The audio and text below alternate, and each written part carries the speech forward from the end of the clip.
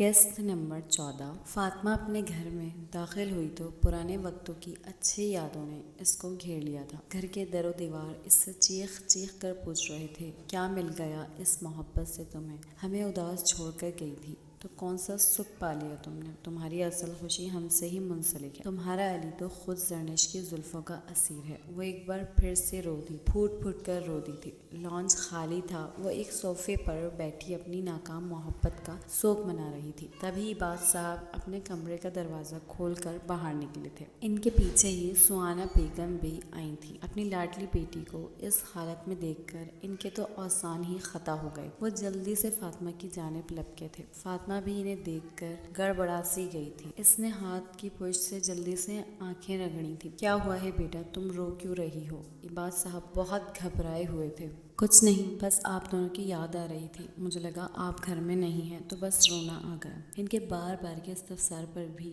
وہ یہی جواب دیتی رہی، اب میں یہی رہوں گی آپ کے پاس، آپ کو کبھی چھوڑ کر نہیں جاؤں گی۔ پھر وہ اتنا کہہ کر اپنا چھوٹا سا بیگ گھسیٹ کر کمرے میں لے گئی تھی اور اس نے اندر سے دروازہ لاک کر لیا تھا۔ فاطمہ کے والدین جانتے تھے کہ بات کچھ اور ہے، مگر پھر انہوں نے اس وقت اس کو مزید کریدنا مناسب نہیں سمجھا تھا۔ مگر ان کے دل کو انجانے وسوسوں نے گھیر لیا تھا۔ سب گھر والے ہی دل گرفتہ سے تھے۔ احسن صاحب تو ابھی تک صدمے سے ہی نہیں نکلے تھے۔ ابھی کچھ دن پہلے ہی تو عباد نے مجھے معاف کیا تھا، اب پھر یہ سب ہو گیا۔ فاطمہ نے طلاق کا ہی کہہ دیا۔ حوصلہ کریں حسن۔ ساجدہ بیگم اگرچہ خود غمزدہ سی تھی مگر شوہر کو تسلی دینے لگی تھی۔ فاطمہ ہمارے ہاتھوں میں پلی بڑی ہے، پتہ تو ہے وہ کس قدر جذباتی ہے۔ طلاق والی بات بھی اس نے جذبات میں ہی کی ہوگی۔ اس کا غصہ ٹھنڈا ہو جائے گا تو وہ ٹھیک ہو جائے گی۔ ساجدہ بیگم کی بات سیڑھیاں اترتے ہوئے علی نے بھی سن لی تھی۔ آپ سب ابھی تک یہاں بیٹھے ہو، مجھے تو لگا تھا کھانا بھی شروع کر لیا ہوگا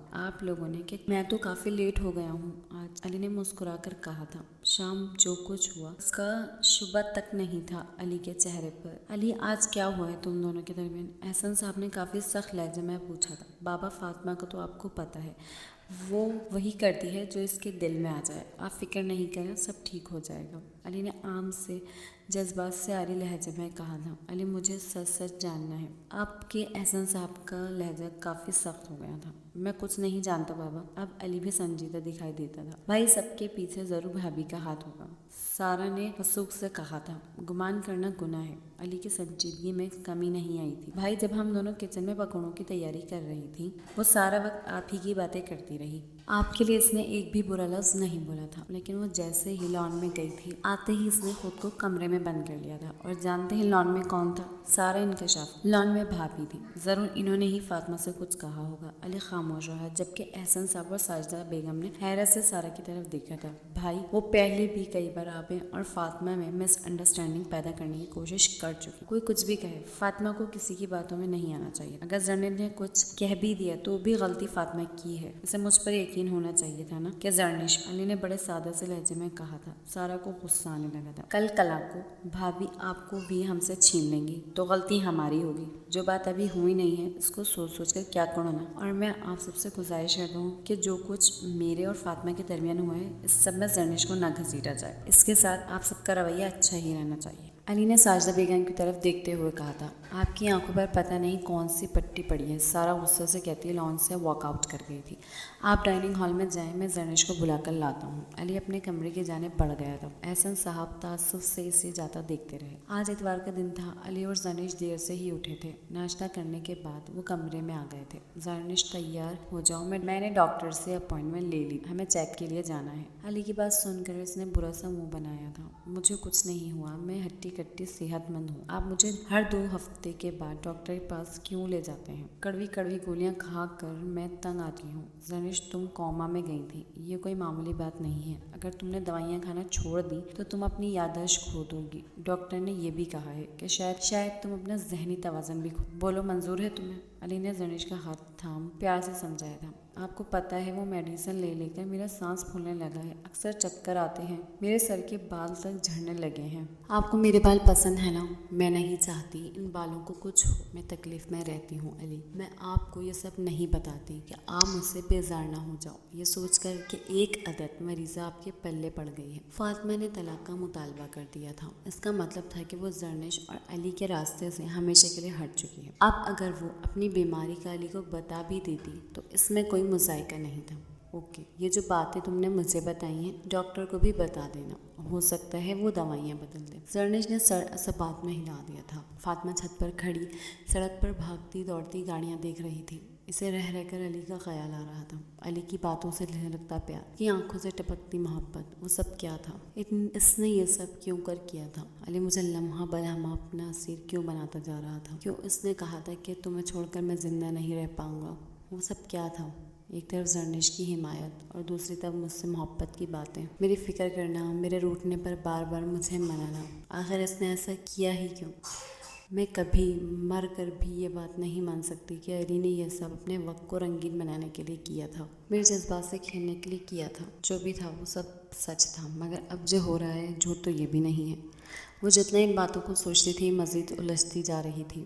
علی کو دیکھے ہوئے بھی کتنے دن ہو گئے نا، کاش وہ کہیں سے نظر ہی آ جائے۔ اس نے دل سے دعا کی تھی، دل کی دعا قبول ہوئی تو وہ چند لمحے تڑکنا ہی بھول گیا تھا۔ سامنے زرنش مسکرا کر علی سے بات کرتی گیٹ سے نکل کر گاڑی کی طرف بڑھ رہی تھی۔ علی نے سرعت سے گاڑی کا فرنٹ ڈور کھولا تھا۔ مجھے آج سمجھ آیا پروردگار کہ تو ہر دعا فوراً قبول کیوں نہیں کرتا، ہر دعا ہمارے حق میں بہتر نہیں ہوتی۔ بے شک تو جانتا ہے، وہ ہم نہیں جانتے۔ فاطمہ نے آسمان کی طرف منہ کر کے کہا تھا۔ اس کی آنکھیں بھیگ چکی تھی جبکہ ہونٹ اذیت بھری مسکان میں ڈھل چکے تھے۔ 3 دن بعد آخر کار سارا کٹھن فیصلہ کرنے میں کامیاب ہو چکی تھی۔ اس نے فاطمہ کا نمبر ملا کر موبائل کان سے لگایا تھا۔ دوسری ہی گھنٹی پر فاطمہ نے بھی فون اٹھا لیا تھا۔ رسمی سی گفتگو کے بعد سارا اپنے مدعے پر آئی تھی۔ فاطمہ، تمہارے اور علی بھائی کے درمیان جو کچھ بھی ہوا ہے اس کا تمہاری اور میری دوستی سے کچھ لینا دینا نہیں ہے۔ تم کل بھی میری دوست تھی اور آج بھی ہو۔ سارا کی باتیں سن کر فاطمہ کے دل کو قرار ملا تھا۔ سارا، میں جانتی ہوں تم میری خیر خواہ ہو، میں تمہاری مشکور ہوں۔ اس کی اداسی بھری آواز سن کر سارا کو اپنا جگر کٹتا ہوا محسوس ہوا تھا۔ فاطمہ، تم جانتی ہو نا بھابھی تمہاری اور بھائی کی محبت کی سب سے بڑی دشمن ہے۔ میں جانتی ہوں اس نے ہی تم دونوں میں غلط فہمی پیدا کی ہے۔ تم اس کی باتوں میں کیسے آ گئی؟ میری اور علی کی محبت، فاطمہ استہزائی انداز میں ہنس دی تھی۔ غلط فہمیاں انسانوں کو ہی تو ہوتی ہیں اور اس کو دور بھی انسان ہی کرتے ہیں، مگر جہاں چاہ نہیں ہوتی نا وہاں غلط فہمیوں کو ہوا دی جاتی ہے۔ سارا، علی نے ایک کال کر کے مجھ سے میرے غصے کی وجہ نہیں پوچھی۔ طلاق جیسی بڑی بات کر دی میں نے، پر وہ مجھے منانے نہیں آیا۔ شاید وہ اس تکوں سے خوش نہیں ہے، وہ کسی تیسرے کو اپنے اور زرنش کے درمیان برداشت نہیں کر سکتا۔ میرے فیصلے پر انہیں کوئی اعتراض نہیں ہے، اس لیے تم بھی پریشان ہونا چھوڑ دو۔ سارا، جو ہو رہا ہے بس ہونے دو۔ فاطمہ کے لفظوں میں دل کو چھلنی کر دینے والی کاٹ، اس سے مزید بولنا دشوار ہو رہا تھا۔ تبھی اس نے کال بند کر کے موبائل بیڈ پر اچھال دیا تھا۔ علی اس شام لان میں تنہا بیٹھا آسمان میں نہ جانے کیا تلاش کر رہا تھا جب اداسی سی سارا اس کے پاس آ کر بیٹھ گئی تھی۔ بھائی، غلط فہمیوں کو دور نہ کیا جائے نا تو وہ بڑے اژدہے کا روپ دھاڑ کر رشتوں کو نکل لیتی ہیں۔ سارا کی بات سن کر بھی علی بڑے دیر خاموش رہا تھا۔ سارا کو گمان ہونے لگا تھا کہ جیسے اس نے بات سنی ہی نہیں۔ بھائی، آپ ایک بار فاطمہ سے بات کر کے اس کی غلط فہمی دور کر دیں، اس کی آواز میں التجا تھی۔ علی نے اب رخ سارا کی جانب موڑا تھا۔ سارا، وہ ناراض ہو کر چلی گئی ہے تو میرے لیے آسانی ہو گئی ہے۔ اس کی غلط فہمی نے مجھے بے سکونی سے بچا لیا ہے۔ یوں سمجھو اس کا روٹ جانا میرے حق میں بہتر ثابت ہو رہا ہے۔ سارا بڑی دیر علی کو بے یقینی سے دیکھتی رہی تھی۔ علی کی آنکھیں اس کے الفاظ کا ساتھ نہیں دیتی تھیں۔ بھائی، آپ بہت غلط کر رہے ہیں، آپ کو پچھتانا پڑے گا، آپ کوئلے کی چاہ میں ہیرا گنوا رہے ہیں۔ وہ غصے سے تن فن کرتی وہاں سے اٹھ کر چلی گئی تھی۔ فاطمہ کو گھر آئے 3 ہفتے اور 4 دن ہو چکے تھے۔ علی نے پلٹ کر اس کی خبر تک نہیں لی تھی۔ احسن انکل اور ساجدہ بیگم سے 2 دفعہ فون پر بات ہو چکی تھی، جبکہ سارا سے بات روزانہ ہی ہوتی تھی۔ وہ شام چھت پر آ کر کھڑی ہو جاتی تھی اور علی کو آفس سے آتا دیکھتی، پھر کبھی رات کو جاتی تو زرنش اور علی کو باہر سیر کے لیے نکلتے دیکھ کر اس کا دل کٹ کر رہ جاتا۔ آخر میں کون تھی علی کی زندگی میں؟ ایک بیکار شے کہ جب میں نے دامن چھڑانا چاہا تو اس نے مجھے دھکا مار کر اپنی زندگی سے ہی نکال دیا۔ 20 سالوں سے جس علی کو میں دیکھ رہی تھی، کیا وہ خواب تھا، وہ دکھاوا تھا؟ وہ والا علی کہاں چلا گیا؟ مانا اسے مجھ سے محبت نہیں تھی، لیکن وہ پھر بھی میرے ساتھ ایسے کیسے کر سکتا ہے؟ وہ تو میری آنکھ میں ایک آنسو بھی برداشت نہیں کر سکتا تھا۔ وہ خود سے یہی سوال کرتی، اذیت کی انتہا کو پہنچ چکی تھی۔ میرا بیٹا اداس لگ رہا ہے، इबाद साहब घास पर फातिमा के साथ नीचे ही बैठ गए थे। आपका बेटा खुश रहने की भरपूर कोशिश कर रहा है, वो मस्नूई मुस्कुराहट होठों पर ओढ़कर बोली थी। बेटा देखो, अगर हमारे जिस्म पर कोई ज़ख़म लग जाता है ना तो हम इसके लिए दवा दारू करते हैं, पट्टी करते हैं, इस ज़ख़म का ख्याल रखते हैं ताकि वो नासूर ना बन जाए। हम ऐसे तो नहीं करते ना कि इस ज़ख़म को खुला छोड़कर ख़ुद को यकीन दिलाते फिरें कि मैं तंदुरुस्त हूँ। रूह के ज़ख़म को भरने के लिए भी वक्त दरकार होता है, इसके लिए दवा दारू करनी पड़ती है। और इस ज़ख़म की दवा पता है क्या है? इस चीज़ को मत सोचो जो दिल दुखाती हो, और अगर किसी अज़ियतनाक सोच से छुटकारा हासिल करना है तो इस चीज़ को मत देखो। हज़रत अली का कौल है कि दिल वही चीज़ महफूज करता है जो आँख देखती है। बेटा, यूँ हर शाम छत पर जाकर खड़ी हो जाओगी तो दिल ठीक नहीं हो पाएगा, ज़ख़म से खून रसता रहेगा। फातिमा बाबा की बात सुनकर इनके गले लगकर फूट फूट कर रो दी थी। रो लो मेरे बच्चे, रो लो, इस उम्मीद पर कि ये रोना तुम्हारी ज़िंदगी का आखिरी रोना है। तुमने रो रो कर आंखें नहीं सुजानी बल्कि हंस हंस के गम को भगाना है। वो रोती आंखों से हंस दी थी। बेटा, तुम्हारा हर फैसला हमें मंजूर होगा, अब की बार तुम पर कोई अपनी मर्जी मुसल्लत नहीं करेगा। फातिमा इनकी बात सुनकर ज़ख्म दिल से मुस्कुरा दी थी। दोपहर का खाना तीनों ख़वातीन खामोशी से ही खा रही थी। जर्निश ने निवाला बड़ी मुश्किलों से निकला था, फिर बड़े बड़े घूंट पानी के पीने लगी थी। इससे ठंडे पसीने आ रहे थे। आंटी से इसकी हालत छुप नहीं सकती थी। क्या हुआ है बेटा? आंटी, चक्कर आ रहे हैं, इसने घबरा कर कहा। साजिदा बेगम सारा की तरफ देखकर मुस्कुरा दी थी।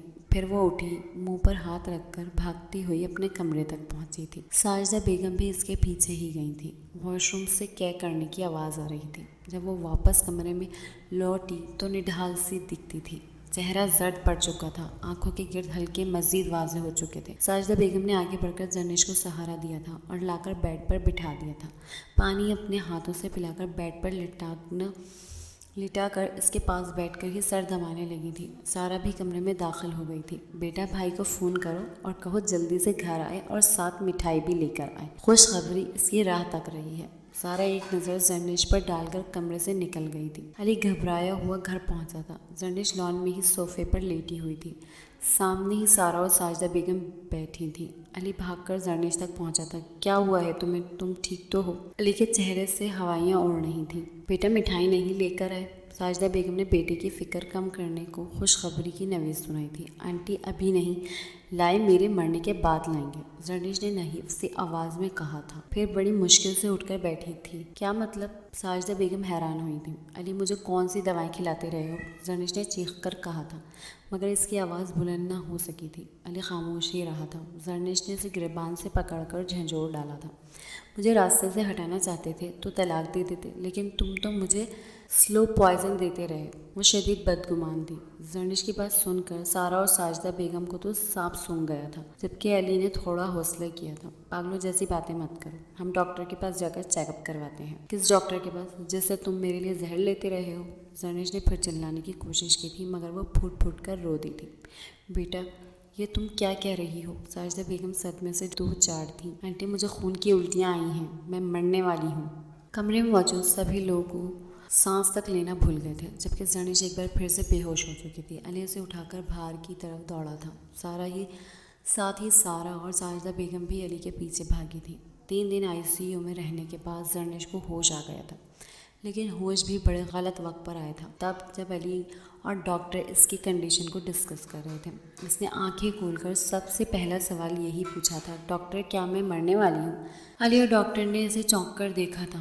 नहीं नहीं, ऐसा कुछ नहीं है, आप बहुत जल्द ठीक हो जाएंगी, डॉक्टर ने तसल्ली दी थी। जर्निश ने आंखें मूंद ली थी। वो मेडिसिन के ज़ेरे असर एक बार फिर से नींद की वादियों में खो गई थी। सुबह 3 बजे के करीब जर्निश को होश आया था। अली इसके बेड के पास ही कुर्सी पर बैठा था। इसे होश में आता देखकर वो जल्दी से सीधा होकर बैठा था। रुको, मैं नर्स को बुलाकर लाता हूँ। अली को उठता देखकर जर्निश ने ड्रिप लगे हाथ से इसका हाथ थाम कर रोक लिया था। फिर दूसरे हाथ से मुंह पर से वेंटिलेटर भी उतार लिया था। मेरे पास बैठ जाओ अली, इसकी कमज़ोर सी आवाज़ उभरी थी। अली वापस अपनी कुर्सी पर बैठ गया था। जर्निश हड्डियों का ढांचा बनी हुई थी। अली, तुम्हें कब मालूम हुआ था कि मुझे ब्लड कैंसर है? जर्निश ने बड़ी मुश्किल से अपनी बात मुकम्मल की थी। इसकी आंखों से आंसू निकलकर बालों में जल्स हो रहे थे। علی نے ہاتھ بڑھا کر اس کے منہ پر وینٹیلیٹر لگانا چاہا، لیکن اس نے ہاتھ کے اشارے سے روک دیا تھا۔ میری بات کا جواب دو علی۔ اس کی آنکھوں میں کچھ ایسا تھا کہ علی کو جواب دینا ہی پڑا۔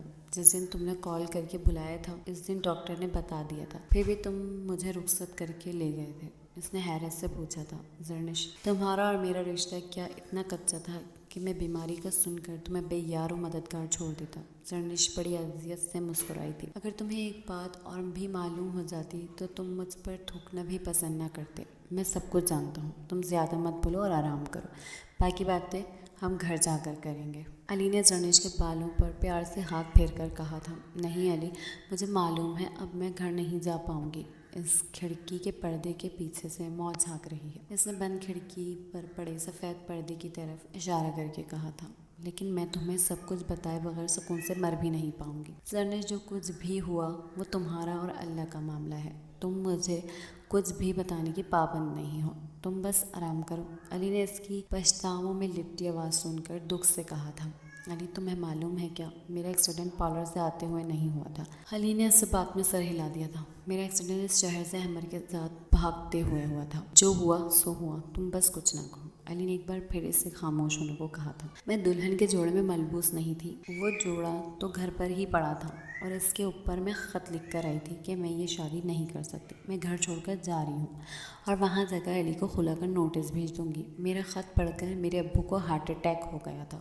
زرنش کا سانس اکھڑنے لگا تھا۔ اس نے بڑی مشکل سے اپنی بات مکمل کی تھی۔ لیکن دیکھو، ہمارا ایکسیڈنٹ ہو گیا تھا اور احمر مجھے کومے میں دیکھ کر مجھے چھوڑ کر بھاگ نکلا۔ اس نے روتے ہوئے اٹک اٹک کر بات مکمل کی تھی۔ تم ایکسیڈنٹ ہونے کی وجہ سے کومے میں نہیں گئی تھی، بلڈ کینسر لاسٹ اسٹیج پر تھا، تمہارا دماغ کمزور ہو چکا تھا، اس لیے ایکسیڈنٹ کا اسٹریس برداشت نہیں کر پایا تھا اور تم کوما میں چلی گئی۔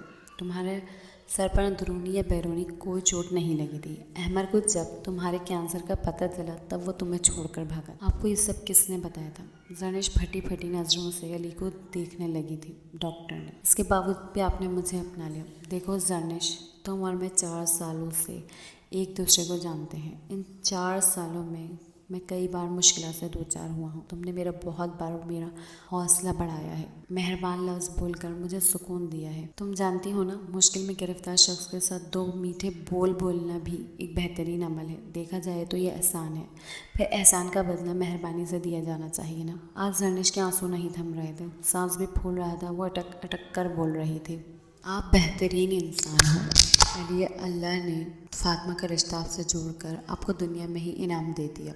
علی مسکرا دیا تھا۔ زرنش، ایک بات بتاؤ، آخر احمر ہی کیوں؟ میرے پیر میں کون سی کسر باقی رہ گئی تھی؟ یہ وہ ایک سوال تھا جو علی کو بے چین رکھتا تھا۔ مجھے نہیں معلوم مجھے کیا ہوا تھا۔ ہمارے نکاح کو 4 ماہ ہوئے تھے جب احمر نے مجھ سے رابطہ کیا تھا۔ میں جانتی تھی وہ یونیورسٹی سے ہی آپ کا دشمن تھا، آپ سے حسد کرتا تھا، پھر آپ کے اور اس کے اسٹیٹس میں بھی زمین آسمان کا فرق تھا۔ وہ حسد میں مبتلا ہوتا جا رہا تھا۔ میں نے اسے مزہ چکھانے کے لیے میسیجز کا جواب دیا تھا۔ وہ میرے علی سے دشمنی کر رہا تھا۔ ایسے کیسے ہو سکتا تھا کہ میں اسے معاف کر دیتی، اسے جانے دیتے؟ لیکن علی، اس نے تو مجھ پر جادو کر دیا تھا، آپ کی محبت کو میرے دل سے کھینچ کر نکال دیا تھا۔ اب دل میں بس وہی وہ تھا۔ میں اس کے ہاتھوں کا پتلی بن گئی تھی، وہ جیسا کہتا میں ویسا کرتی۔ اس نے کہا میرے ساتھ بھاگ جاؤ، میں نے کہا بھاگ جاتی ہوں۔ اس نے کہا تمہاری رخصتی کا دن، میں نے کہا جو حکم۔ لیکن علی، اب سوچتی ہوں تو سمجھ آتا ہے کہ اس نے مجھے آپ کے خلاف استعمال کیا تھا۔ آپ کو بے عزت کر کے اس نے اپنی ساری زندگی کی محرومیوں کا بدلہ لینے کی کوشش کی تھی۔ اس نے روتے روتے اکھڑتے سانس کے ساتھ بات مکمل کی تھی۔ علی نے بڑی اذیت سے اس کی طرف دیکھا تھا۔ جب تم یہ سب جان گئی تھی تو پھر رخصتی کے بعد میرے ساتھ رہنے کے بعد بھی تم اسے میسیجز کیوں کرتی رہی؟ دھوکے پر دھوکا۔ وہ نہ چاہتے ہوئے بھی گلا کر رہا تھا۔ علی، جیسے کسی جادوگر کی جان طوطے میں ہوتی ہے، میری جان احمر میں تھی، بالکل اسی طرح جس طرح میری جان فاطمہ میں ہے۔ علی نے دل میں سوچا تھا۔ زرنش نے اپنی بات جاری رکھی تھی۔ میں احمر سے جدائی برداشت نہیں کر پا رہی تھی، اس سے جدائی مجھے اندر ہی اندر سے کھا گئی تھی۔ علی، زرنش سکسک رہی تھی، میں اس سے ہر روز سینکڑوں میسیجز کرتی، وہ آن لائن ہوتا بھی لیکن میرے میسیجز دیکھنا تک گوارا نہیں کرتا تھا۔ آپ کے ساتھ رہنا میری مجبوری تھی، اس لیے میں آپ کی ہر خطا معاف کر دیتی تھی۔ علی بھیگی آنکھوں سے مسکرا دیا تھا۔ مجھے معلوم ہے زرنش، اس لیے تو میں تم سے اکثر کہتا تھا تم مجھ سے ناراض نہیں ہو سکتی، کیونکہ ناراضگی تو وہاں ہوتی ہے جہاں محبت ہو۔ علی کی بات سن کر وہ بڑی دیر خاموش رہی تھی، پھر بولی تو جیسے اس کی آواز کسی گہری کھائی سے آتی ہوئی محسوس ہوئی تھی۔ مجھ سے میری محبت چھن گئی تھی علی، اور فاطمہ کو اس کی محبت مل گئی تھی۔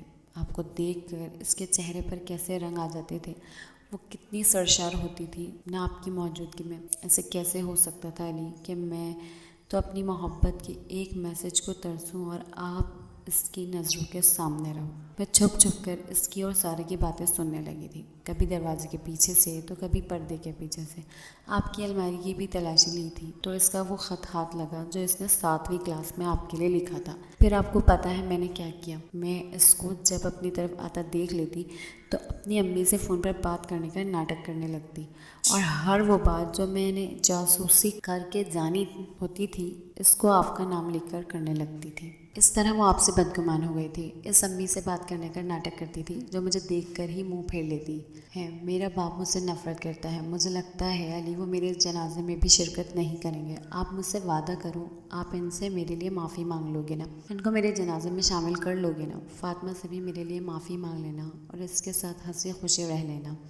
علی نے جیسے ہی وعدہ کیا وہ ایک دم ہلکی پھلکی ہو کر مسکرا دی تھی۔ علی اس کے بولنے کا منتظر رہا تھا، مگر وہ اب دی نیند سو چکی تھی۔ 3 دن سے احسن ولا سے کوئی خبر نہیں آئی تھی۔ سارا کا موبائل بند جا رہا تھا۔ گھر سے انکل نکلتے دکھائی دیتے تھے اور 2 بار علی نظر آیا تھا، اجڑا سا، دکھی سا۔ فاطمہ آج بھی چھت پر ان کے گھر کی طرف منہ کر کے کھڑی تھی کہ کوئی تو نظر آ جائے، کہ اس کی بے چینی بڑھتی ہی جا رہی تھی۔ جب وہاں کھڑے رہ کر اس کے پاؤں میں کیڑیاں لگنے لگی تھیں اور شام کی لو اب ٹھنڈی ہوا میں بدل چکی تھی، پرندے گھروں کو لوٹ رہے تھے کہ مغرب کا اندھیرا چھا رہا تھا، اسے ایمبولینس کی آواز سنائی دی تھی۔ یا اللہ خیر! فاطمہ نے دل پر ہاتھ رکھ کر کہا تھا، اسے شروع سے ہی ایمبولینس کی آواز سے بہت ڈر لگتا، کہ اگر موت کی آواز ہوتی تو بالکل ایمبولینس جیسی ہوتی۔ اس کی چنگاڑتی آواز لمحہ بلمحہ بڑھتی چلی جا رہی تھی اور آخر کار وہ آ کر احسن ولا کے سامنے رک گئی تھی۔ فاطمہ کا دل دھڑکنا بھول گیا تھا، وہ سرپٹ نیچے کی طرف دوڑی تھی۔ بعض صحابی ہڑبڑاہٹ میں باہر کی جانب بڑھ رہے تھے، وہ بھی ان کے ساتھ ہی ہولی تھی۔ احسن ولا کی طرف بڑھتے ہوئے فاطمہ نے علی کو اسٹریچر پر منہ تک سفید کپڑے میں لپٹی ہوئی میت کو اٹھاتے دیکھا تھا۔ ہزاروں اندیشوں نے اس کو گھیر لیا تھا۔ پیچھے ہی گاڑی میں انکل آنٹی اور سارا بھی آ گئے تھے۔ فاطمہ دوڑ کر سارا تک گئی تھی۔ یہ کون ہے؟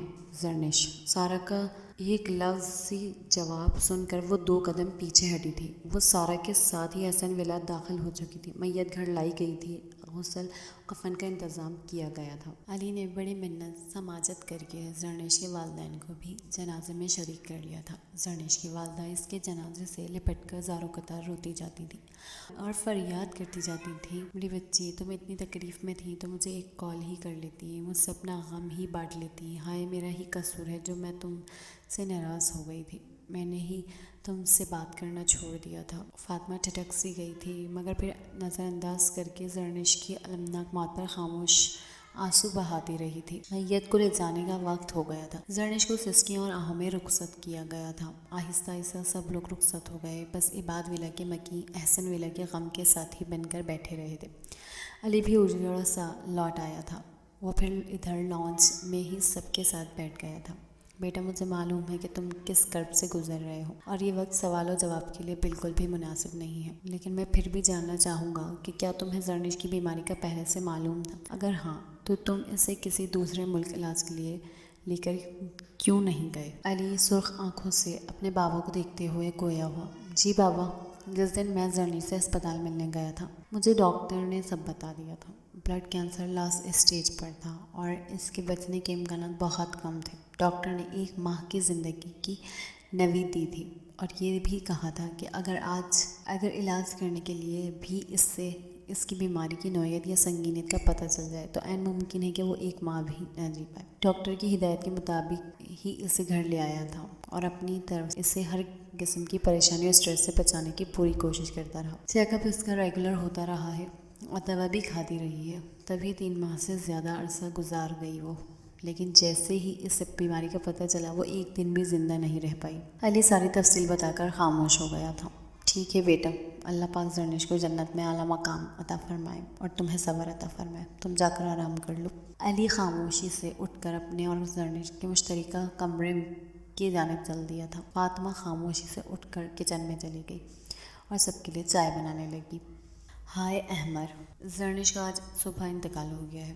اسے مرکزی قبرستان میں سپرد خاک کر دیا گیا ہے۔ ہو سکے تو اس کی قبر پر فاتحہ پڑھ آنا، شاید اس کی بے چین روح کو سکون مل جائے۔ علی نے زرنش کے موبائل سے احمر کا نمبر لے کر میسج کر دیا تھا کہ زرنش کا میسج تو وہ دکھتا بھی نہیں تھا۔ موت ایک نہایت تلخ حقیقت ہے، جب کسی پر آشکار ہوتی ہے تو اس شخص کے ساتھ بسنے والوں کو بھی جھنجھوڑ کر رکھ دیتی ہے۔ علی زرنش کے ساتھ بتائے اچھے وقت کو یاد کر کے رو دیا تھا۔ اس نے خود سے وعدہ کیا تھا کہ جس طرح زرنش کی زندگی میں احمر والی بات پر اس نے پردہ ڈالے رکھا، اس کے جانے کے بعد بھی یہ بات ہمیشہ سب سے مخفی ہی رہے گی۔ فاطمہ نے دروازے پر دستک دی تو علی نے جلدی سے آنکھیں پوچھ لی۔ وہ فاطمہ کی دستک کو پہچانتا تھا۔ فاطمہ خاموشی سے کمرے میں داخل ہوئی، سائڈ ٹیبل پر چائے کا کپ رکھ کر موڑنے لگی تو علی نے اسے پکار لیا۔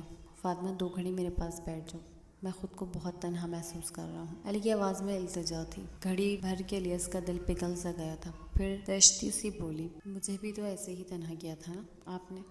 میں نے تنہائی میں جینا سیکھ لیا، آپ بھی سیکھ جاؤ گے۔ فاطمہ میری مجبوری تھی، علی نے ٹوٹے لہجے میں کہا تھا۔ زرنش کی محبت، یہی تھی نا آپ کی مجبوری؟ فاطمہ پھنکار کر بولی تھی، لیکن پھر خود ہی اس پر ایک حقیقت آشکار ہوئی تھی۔ ہاں فاطمہ، میری یہی مجبوری تھی، کیونکہ میں چاہتا تھا کہ وہ اپنی زندگی کے آخری ایام سکون سے گزارے۔ وہ کچھ کہے بنا موڑنے لگی تو علی نے اس کا ہاتھ تھام کر روک لیا تھا۔ پھر خاموشی سے اٹھ کر الماری سے ایک ڈائری نکال کر اس کی جانب بڑھا دی تھی۔ فاطمہ وہ ڈائری تھام کر کمرے سے نکل گئی۔ فاطمہ اپنے کمرے میں آ کر چکر پر چکر کاٹ رہی تھی۔ اسے علی کی باتیں رہ رہ کر یاد آ رہی تھیں۔ وہ کیسے اسے باتوں ہی باتوں میں سمجھانے کی کوشش کرتا تھا کہ فاطمہ تم بھی میرے لیے اہم ہو، میرا تمہارے بغیر گزارا ممکن نہیں، اور پھر ہر بار یہ بھی سمجھنا کہ زرنش کی محبت اس کی مجبوری ہے۔ وہ احساس کمتری کا اس قدر شکار تھی کہ محبت کا لفظ تو یاد رکھتی مگر مجبوری کو نظر انداز کر دیتی۔ اس پر بہت سے لمحے خود کو آشکار کر رہے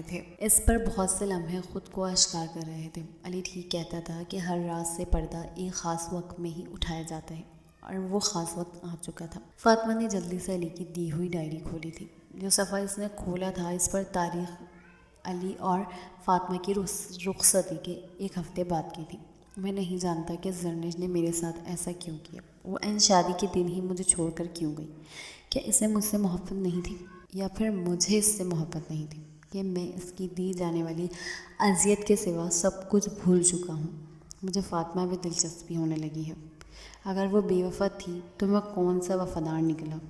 اس نے صفحہ پلٹ دیا تھا۔ 12 مارچ 2018۔ فاطمہ بہت معصوم ہے، وہ امیچیور ہے۔ میں نہیں چاہتا کہ وہ مجھے سمیٹتے خود بکھر جائے۔ حالانکہ یہ میری خواہش ہے کہ وہ ہمیشہ میری نظروں کے سامنے رہے، میری ہو کر رہے۔ پھر بھی میں چاہتا ہوں کہ وہ اپنے لیے بہتر انتخاب کر لے، اسے مجھ سے ادھورے انسان کے ساتھ نہ رہنا پڑے۔ فاطمہ کی آنکھوں سے آنسو بہنے لگے تھے۔ 15 مارچ 2013۔ مجھے لگتا ہے کہ فاطمہ کے دل میں بھی میرے لیے وہی جذبات ہیں جو میرے دل میں اس کے لیے ہیں۔ وہ ابھی بہت چھوٹی ہے، میں ابھی ازدواجی زندگی کا بوجھ ڈالے بغیر اس کے ساتھ خوش و خرم زندگی کا آغاز کرنا چاہتا ہوں۔ فاطمہ پاگلوں کی طرح روتی جاتی اور جلدی سے صفحہ پلٹتی جاتی۔ 20 مارچ 2018۔ زرنش واپس آ گئی ہے۔ ایسے میں اب میرے دل میں ہمدردی کے سوا اس کے لیے اور کوئی جذبہ باقی نہیں بچا ہے۔ انسان کس قدر بے وفا ہے نا، اسے میری ضرورت ہے، لیکن اس کے آنے سے فاطمہ ٹوٹ جائے گی۔ لیکن میں زرنش کو اس حالت میں لوگوں کی باتیں سننے کے لیے نہیں چھوڑ سکتا۔ میری مجبوری زرنش کی وہ محبت ہے جو اسے مجھ سے تھی، وہ وقت ہے جو اس نے میرے ساتھ گزارا تھا۔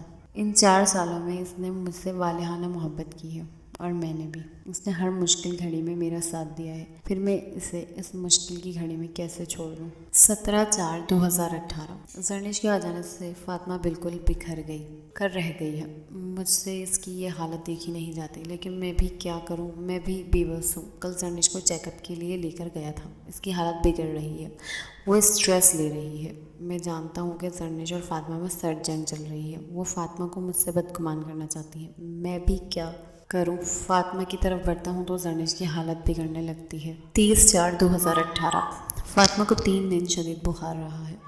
ڈاکٹر نے بخار کی وجہ اسٹریس بتائی ہے۔ وہ ساری رات مجھے پکارتی رہی تھی، اور میں ساری رات روتا رہا ہوں کہ اس سب میں اس معصوم جان کا کیا قصور ہے. میں جانتا ہوں کہ اس کے ساتھ ناانصافی ہو رہی ہے، لیکن زرنش کی خوشی کی خاطر مجھے فاطمہ کی حلف تلفی کرنا پڑ رہی ہے. ڈاکٹرز کہہ رہے ہیں کہ زرنش مرنے والی ہے، اور میری دعا ہے کہ اس سے کچھ بھی نہ ہو، وہ مکمل صحت یاب ہو جائے، تو میں دونوں کو برابر رکھوں، دونوں کو خوش رکھوں. آگے ڈائری خالی تھی. فاطمہ کو یقین نہیں آ رہا تھا کہ علی بھی اس سے محبت کرتا ہے. وہ ساری رات ڈائری کو سینے پر رکھ کر روتی رہی تھی. دن کا اجالا ہونے لگا تھا جب اس کی آنکھ لگ گئی تھی. عباس صاحب احسن ولا جا چکے تھے، جبکہ سہانا بیگم فاطمہ کے اٹھنے کا انتظار کر رہی تھی. فاطمہ فریش ہو کر باہر آئی تو سہانا بیگم نے جلدی سے فاطمہ کے لیے ناشتہ تیار کیا، لیکن اس سے کچھ کھایا نہیں جا رہا تھا. سہانا بیگم اس کا ستا ہوا چہرہ برداشت نہیں ہو رہا تھا. وہ اس کے پاس آ کر بیٹھ گئی تھی، پیار سے اس کو اپنے ساتھ لگا کر سمجھانے لگی تھی. بیٹے، جو اس دنیا میں آیا ہے اس نے ایک دن جانا بھی تو ہے نا، تم حوصلہ رکھو. پھر وہ دونوں بھی احسن ولا چلی گئی تھیں. ایک ہفتے تک تعزیت کرنے والوں کا تانتا بندھا رہا تھا. علی بھی مردوں میں مصروف ہی رہتا تھا. ادھر فاطمہ سارا کے ساتھ مل کر گھر سنبھالے ہوئے تھے.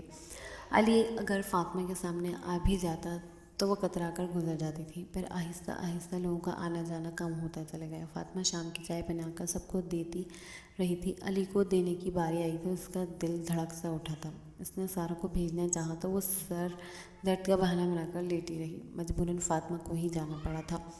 فاطمہ نے دروازے پر دستک دی. علی کی گمگیر سی آواز سنائی دی تھی، آ جاؤ. کمرہ تاریکی میں ڈوبا ہوا تھا. علی نے لیمپ روشن کیا تو بس اتنی روشنی ہوئی تھی کہ فاطمہ کو بیڈ گراؤنڈ سے ٹیک لگا کر بیٹھا علی نظر آیا تھا. کمرے میں اے سی کی خنک، علی کے وجود سے اٹھنے والی بھینی بھینی خوشبو اور ہاتھ میں پکڑے سگریٹ کا دھواں ہر طرف پھیلا ہوا تھا. فاطمہ نے سائڈ ٹیبل پر چائے رکھی اور مڑ گئی. علی نے کلائی تھام کر اسے روک کر اپنے پاس بیٹھنے کا اشارہ کیا تھا. وہ خاموشی سے بیٹھ گئی تھی. اس نے نظر اٹھا کر دیکھا. علی سیاہ لباس میں ملبوس فاطمہ کے دل کو دھڑکا گیا تھا. اس کی گہری آنکھوں میں اداسی کی چھاپ کے ساتھ ساتھ مچلتے جذبات کا عکس بھی تھا. تم نے ڈائری پڑھ لی؟ اس نے گمگیر آواز میں پوچھا تھا. فاطمہ کا ہاتھ ہونس علی کے ہاتھ میں تھا. وہ نظریں جھکائے بیٹھی رہی اور اس بات میں سر ہلا دی. علی نے دوسرے ہاتھ میں پکڑی سگریٹ کو ایش ٹرے میں مسل دیا تھا. پھر بھی مجھ سے کترا رہی ہو، میری مجبوری کو جان گئی ہو، لیکن سزا میں کمی نہیں کر رہی ہو. آخر کیوں؟ آپ اپنی مجبوری بتا سکتے تھے، اس نے ایک پل کو نظر اٹھا کر کہا تھا، مگر علی کی پرحدت نظروں سے گھبرا کر جلدی سے پلکیں جھکا گئی تھی. فاطمہ، میں نہیں چاہتا تھا کہ زرنش کو اپنی بیماری کی بھنک بھی لگے، بس اس لیے کسی کو بھی شریک راز نہیں کیا. وہ خاموشی سے بیٹھی رہی تھی. میری محبت کو قبول کر لو، علی نے اس کا ہاتھ دبا کر کہا تھا. اس نے روتے ہوئے نفی میں سر ہلا دیا. علی نے اس کا سر اپنے سینے سے ٹکا لیا تھا. قطرہ قطرہ آنسو اس کے کالے کرتے کو بھگو رہے تھے. میں مر جاؤں گی تو 7ویں دن آپ کسی اور سے اظہار محبت کر رہے ہوں گے. مجھے مرزات پر اعتبار ہی نہیں رہا. علی ہنس دیا. فاطمہ، مجھے تم سے محبت شروع سے ہی تھی، مگر مجھ پر آشکار شادی کے بعد ہوئی تھی. پھر جو کچھ ہوا تمہارے سامنے ہے. فاطمہ علی کے سینے پر سر رکھ کر سسکتی رہی تھی. شاید جو میرے اور زرنش کے درمیان تھی وہ محبت نہیں تھی، اپنائیت تھی. وہ عادت تھی جو ہمیں ایک دوسرے کے ساتھ رہنے سے پڑ گئی تھی. علی نے فاطمہ کا سر تھپکتے ہوئے کہا تھا. اگر یہ محبت ہوتی تو زرنش احمر کی جانب نہ بڑھ پاتی اور میرے دل میں تم گھر نہ کر پاتی. اگر واقعی میں وہ محبت ہوتی تو میں جب اس کے ساتھ ہوتا تھا تو مجھے تمہارا خیال نہ ستاتا، مجھے تمہارا غمزدہ چہرہ نہ رلاتا. علی نے دل میں سوچا تھا، فاطمہ، زرنش کو معاف کر دو. اس نے مجھے تم سے معافی مانگنے کے لیے کہا تھا. اس نے مجھے بتا دیا ہے کہ کس طرح اس نے تمہیں مجھ سے بدگمان کرنے کی کوشش کی ہے. علی کی بات سن کر فاطمہ نے سر اٹھایا تھا. میں نے زرنش کو معاف کیا، لیکن آپ کو کبھی معاف نہیں کروں گی. اس نے علی کو گریبان سے پکڑ کر جھنجھوڑ ڈالا تھا. علی کہکا لگا کر ہنس دیا تھا. فاطمہ مضبوطی سے علی کے سینے سے لگ گئی تھی. I hate you. فاطمہ کی بات سن کر علی مسکرا دیا تھا. آئی لو یو ٹو میری جان. فاطمہ نے شرما کر خود کو علی کے سینے میں بھیج لیا تھا.